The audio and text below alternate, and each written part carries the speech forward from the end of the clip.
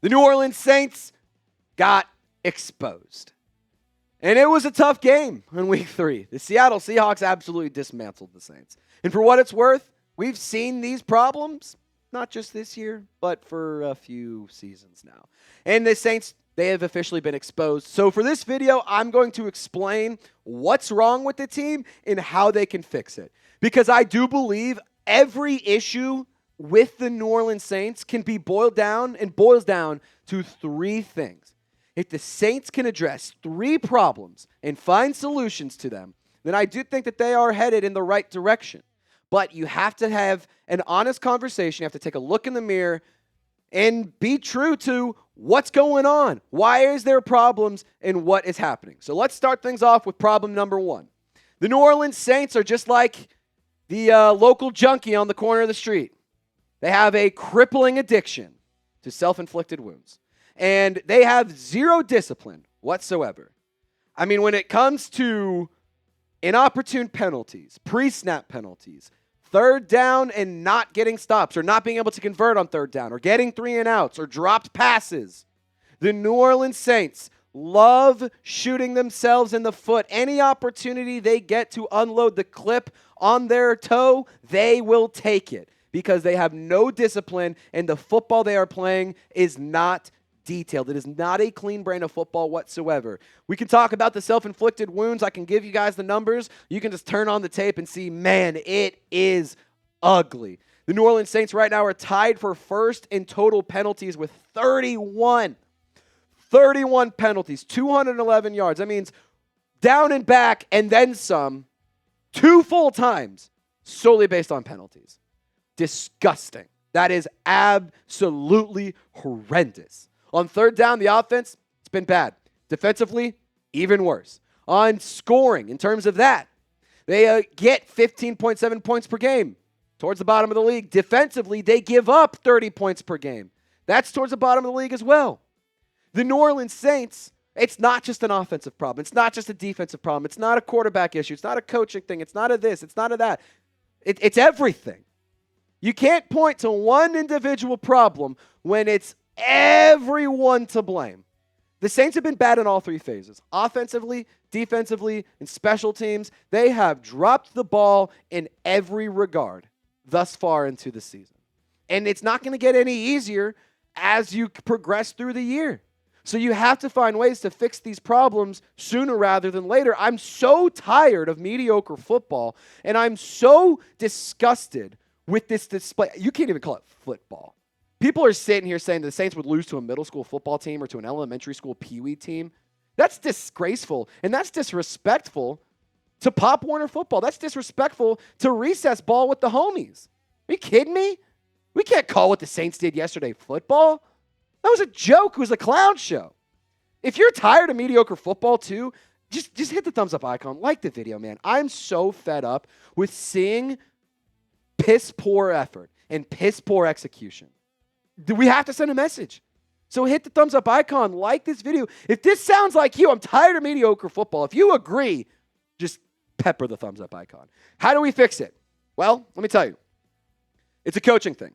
It's a coaching issue, and it starts at coaching. And I want it on record. I do not think Kellen Moore has been a bad head coach. I think that he could be better. I think that there are things that he needs to iron out. That being said, Kellen Moore, in my opinion, is doing things the right way to build for sustained success. Short term, we're not happy.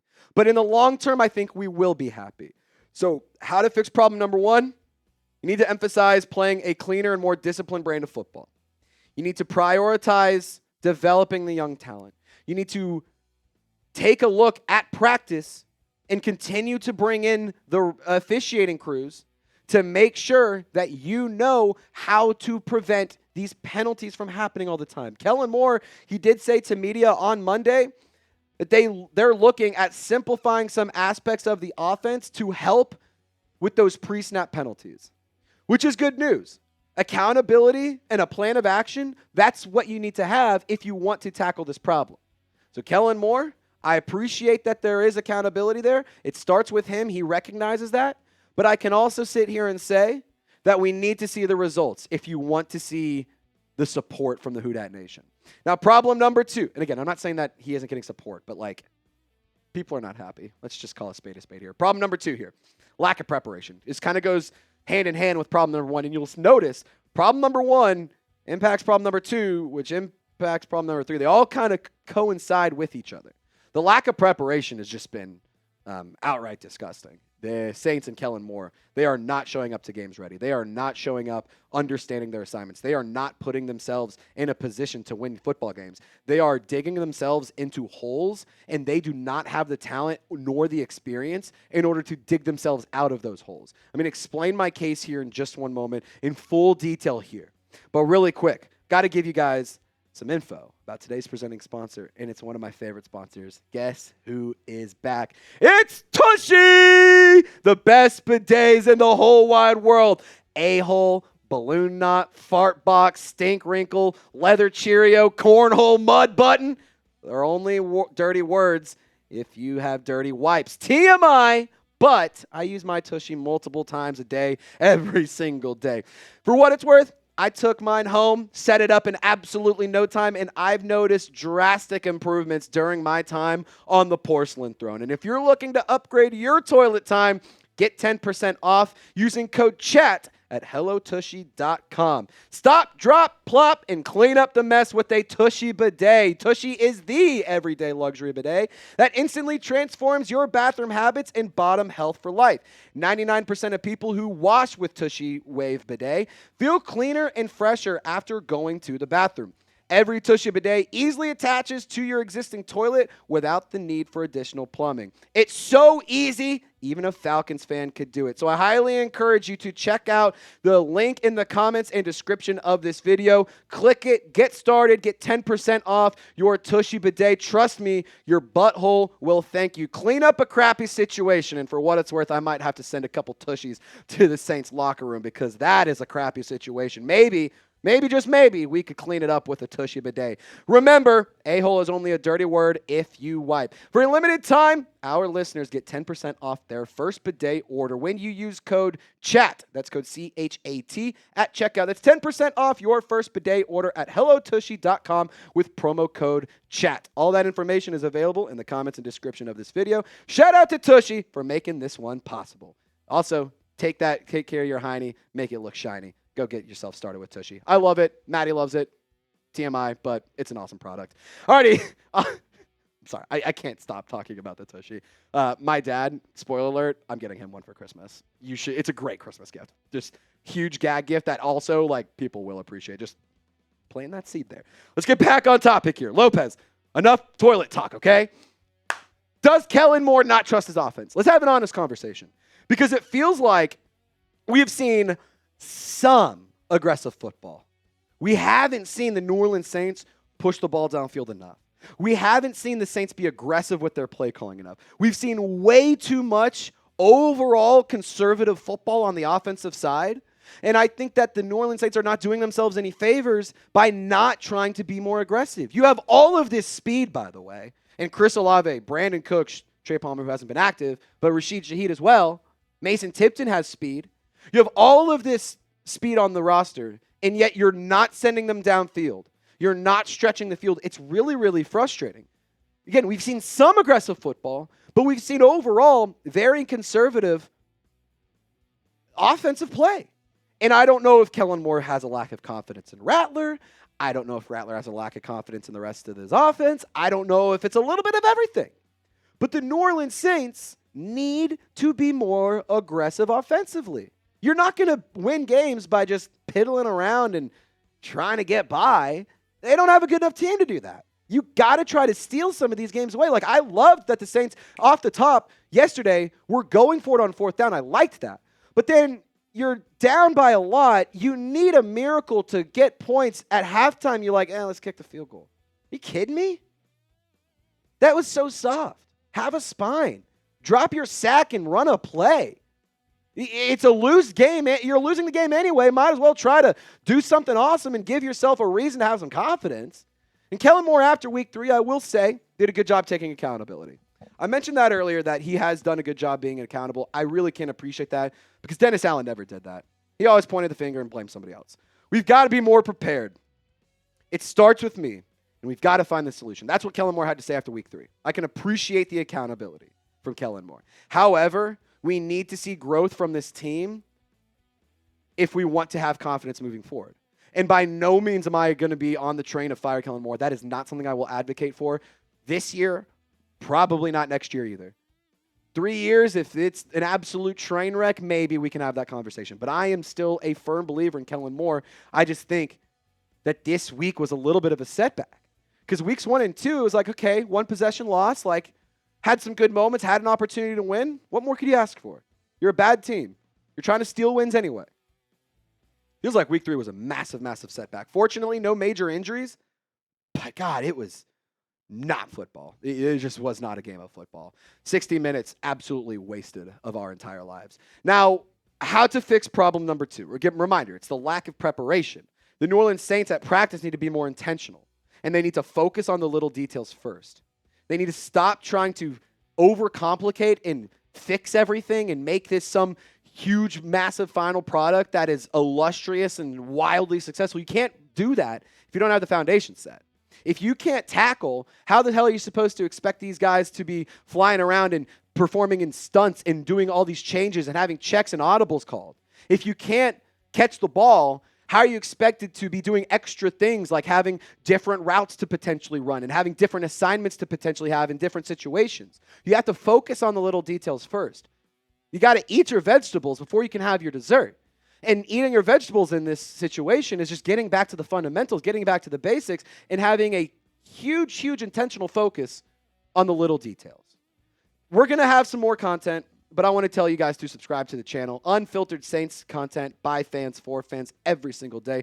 Nobody, and I mean nobody out in the world tells me what I can and cannot talk about here on my channel. So if you want to get unfiltered, uncut, uncensored Saints content, I highly encourage you to subscribe to the channel. I'm a diehard Saints fan. I've been a diehard Saints fan my entire life, and it's an honor and a privilege to be making this content for you guys here. So be sure to subscribe for 100% free videos. Problem number 3. I remember 3 problems. First one was that the New Orleans Saints have an addiction to self-inflicted wounds. Second one, lack of preparation. Third, the roster simply isn't good enough. And they all 3 coincide with each other. If the roster was better, they could mess around and have better opportunities to potentially climb out of holes. If the discipline was better, they wouldn't need as good of a roster in order to win football games. If they were more prepared, they could mitigate the mistakes made by unexperienced players and the younger guys. The roster just simply is not good enough to truly compete against teams that would be deemed as quality football teams. You cannot sit here and say that the Saints are going to be a good team. Sure, maybe you beat up on the Panthers. Maybe you beat up on the Titans. Maybe you beat up on the Giants. Maybe you get a couple wins where you're like, holy cow, that's what this team's capable of? Maybe. Probably not, but maybe. But you need to have an entirely new roster. For what it's worth, I think the overall talent level just needs to be raised as a whole for New Orleans. The starters we need to have better starters. We need to have better depth. We need to have a more well-rounded roster. We need guys who can play complementary football because that's been a theme that's been lacking for the black and gold. And to be totally honest, it's frustrating because I'm somebody who's defended this roster. I'm somebody who's believed in this roster. And I am somebody who thinks that they have a really, really sneaky and underrated, under-respected, undervalued roster. They have talent. They have weapons. They have good football players. That's something that you cannot take away from this football team. I really, really do believe this roster has some talent. But they are overshadowed by mediocrity and by losses. It doesn't matter who you have on your team. If you are losing every single game, who cares? You could have an 1,000-yard receiver. Who cares? You're not winning a game. It doesn't matter. That's not what people are talking about. They're talking about how bad of a football team you are. So embracing mediocrity and the losses have overshadowed the talent that we have in New Orleans, so much so that the talent we have is being deemed as not that good. And it's really, really a frustrating thing to look at when you're on the outside looking in, because the national narrative around the Saints is not pretty. And then black and gold need to do things to find ways to make their stars play and look like stars. All of this to say, I pray to God that we hit on the 2025 draft class. I pray. I'm going to get on my knees. Football gods, are you listening? Please, please, please let these draft picks pan out. Please, please, please prove and help this team get back on track and prove that this was a good draft class. I mean, for the love of God, you have talented guys in, for what it's worth, I think perennial starters. Kelvin Banks, Jonas Sanker, Danny Stutzman, Quincy Riley, Devin Neal, all for sure, in my opinion, have what it takes to be perennial starters in this league for the New Orleans Saints. Jury's out on Tyler Shuck. Maybe that was a wasted pick. Maybe he's the guy. We don't know yet. It's way too early to tell. Vernon Broughton, I was really excited about him. He's on season-ending IR. Maliki Mataval recently was cut by the Saints. He's going to be kind of one of those back-and-forth guys, up and down. Fadil Diggs, same kind of thing. But, I'm praying that we hit on this draft class because you had 9 selections. And if you make 9 picks and you look back and you're like, wow, only 1 or 2 of those guys actually panned out, that's embarrassing. It really is, especially considering moving forward, we don't have a lot of draft picks. 5 next year, 5 the following year, 8, and then 7, I believe is what it's at. We're going to pop up the numbers here in just one moment because Loco Lopez is absolutely a rock star. Future draft picks. The New Orleans Saints next NFL draft, they do not have a 4th or a 7th round pick. In 2027, they don't have a 6th or a 7th round pick. In 2028, no 6th, but 3 7th round picks. So for the next 2 years, you have 10 selections lined up. That doesn't include any comp picks or anything like that. But that's not ideal. You need these draft picks that you took this year to pan out, especially considering the next 2 years, you do not have a lot of draft capital. How do we fix problem number 3? It's a cop-out, but time. You need time. You need time to fix this. That's the only thing. Because cutting and trading away players right now, sure, it can help you get some draft capital back and everything, but it really doesn't massively solve any problems. I want to go through a few names here. Demario Davis, Alvin Kamara, Cam Jordan, Brandon Cooks, Taysom Hill. All 5 veterans that the New Orleans Saints could potentially move off of this year or will be off of their roster by 2026. The New Orleans Saints need to be done with some of these veteran contracts, and they need to make smarter draft picks, and they need to hit on these draft classes. Demario Davis is under contract through 2025. After that, he becomes an unrestricted free agent. Alvin Kamara, under contract through 2026. He has an $18 million cap hit in that season.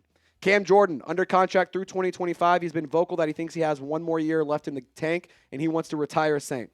But I'm going to be honest, after this year, I don't think he will run it back. Brandon Cooks, under contract through 2026, making $8 million next year. He signed a 2-year contract. Taysom Hill, under contract through 2025, making a lot of money, double digits. It's like 18 million or something like that. I can't remember off the top of my head. I can tell you if you give me 2 seconds. But point being, the New Orleans Saints need to free themselves of some of these contracts. The New Orleans Saints need to $14 million cap hit this year for Taysom Hill. The New Orleans Saints need to free themselves from these contracts. They need to get these guys, I'm not saying cut them and push them away, because I do think they're valuable in helping create culture and build foundation. Because when we all look back in a few years, we're going to say, thank goodness we had guys like Demario Davis, Alvin Kamara, Cam Jordan, Taysom Hill, Brandon Cooks helping segue in the next generation of Saints football. But to be totally honest, the only way you're going to be able to fix this and improve the roster is time. You need more draft picks. You need more money. You need some of these guys to get off your roster. You need to free yourself up from some contracts because Saints roster is not good. Just how it is. So what's the biggest issue? I gave you 3. I gave you 3 issues. What do you think is the biggest one? Get down in the comment section, share your thoughts, and let me know. Just to recap, here are my 3 biggest issues for the black and gold this year. If you fix these 3 things, I think this team is set up for success in the future. There's no discipline. They are their own worst enemies, and they are addicted to self-inflicted wounds. Number 2, they have a lack of preparation. They do not show up to game days ready, and that is a Kellen Moore problem. Number 3, they have a bad roster, and they just need to get better, hit on those draft picks, get younger, get cheaper, get more athletic, get more productive, and not so injury prone. Those are the 3 things that I think the New Orleans Saints need to do. These are the 3 things that I think the Saints' biggest issues are right now. Appreciate you guys for rocking and rolling with us here on this video. My name is Trizzy Trace Girouard. I'm a diehard Saints fan. We go live every single Monday, every single Thursday, and every single game day. So be sure to subscribe here to the channel. Turn on your notifications. And for my guy, Loco Lopez, y'all stay golden. We'll see you next time.